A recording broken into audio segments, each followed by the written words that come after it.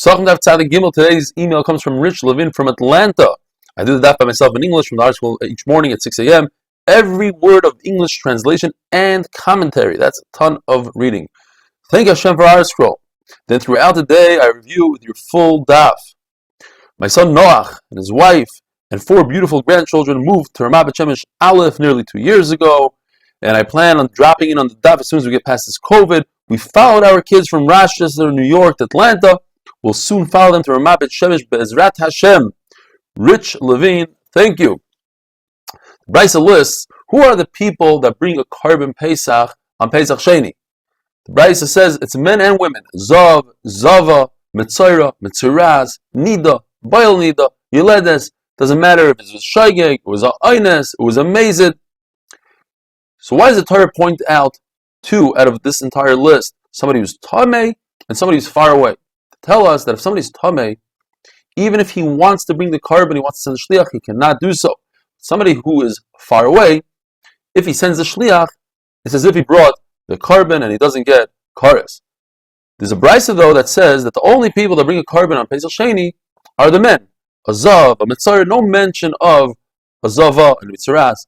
Baal nida, they bring a carbon on Pesach Sheni because the brisa learns from the word ish, only a man, to exclude a woman. Like Rabbi Yehuda and Rabbi Shimon. Yehuda says a woman has rishus. If she wants to, she can bring a carbon Pesach on Pesach Sheni. Rabbi Shimon says even if she wants to, she cannot. According to Rebbe, Pesach Sheni is considered its own yontif, and therefore, if a person doesn't bring his Pesach on the second Pesach, he'll be chayiv kares as well. According to Rabbi Nassan, you're only chayiv kares if a person doesn't bring carbon Pesach on the first Pesach, but if he doesn't bring the second Pesach, he's not chayiv kares. According to Rabbi Hananya ben Akavia, the first and second Pesach are dependent on each other. So if a person doesn't bring his carbon Pesach on the first, and he doesn't bring it on the second, only then is he chayiv kares. What's the source of the machlokes? The question is how to translate the word ki. It's a very long pasuk, and in the middle of the pasuk it says ki. According to Rebbe, the second part of the pasuk is talking about Pesach Sheni. The first part is talking about Pesach Rishon. Ki is if. It's a new yontif, Pesach Sheni. So you could be chayiv kares on the first, chayiv kares on the second. Hanai ben Kavi agrees that that's how you translate the word ki.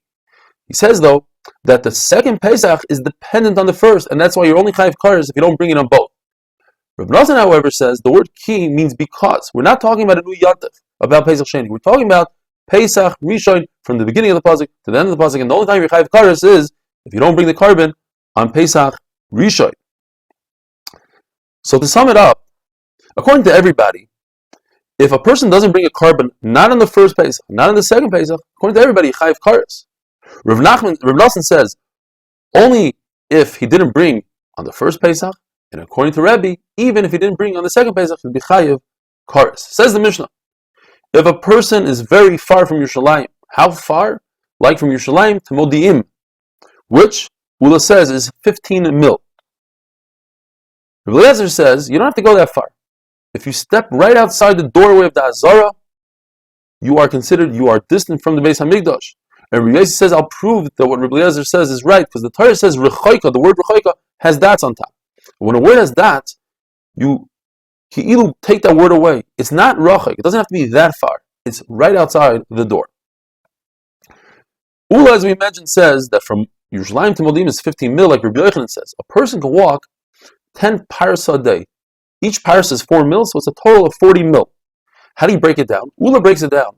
A person can walk from Alois, from dawn, till the next, till sunrise, can walk 5 mil. From Shkia to Tzesek HaChavim, the stars come out, another 5 mil. Now we're left with 30 mil. That means that from midday, from Chatzos, when you're allowed to bring the carbon Pesach, till Shkia, when you have to stop shechting, a person can walk 15 mil. That fits in exactly from Yerushalayim to Modin, 15 mil.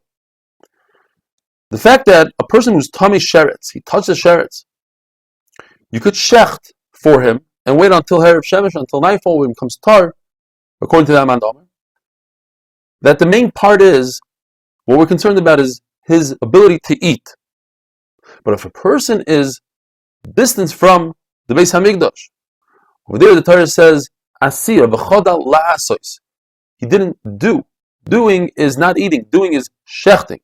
And that's why we cannot shecht for him a carbon. According to Yehuda, the point is being able to get there by the time that you could eat. So therefore, You can eat the Korban Pesach all the way through the night. Alois, whenever that time is. And he holds that there's Xeris HaKasav when it comes to Tomei Sheretz that you don't shecht for him. Because when it comes to Sheretz, it's about the Shechita, not about the eating. Have a wonderful day.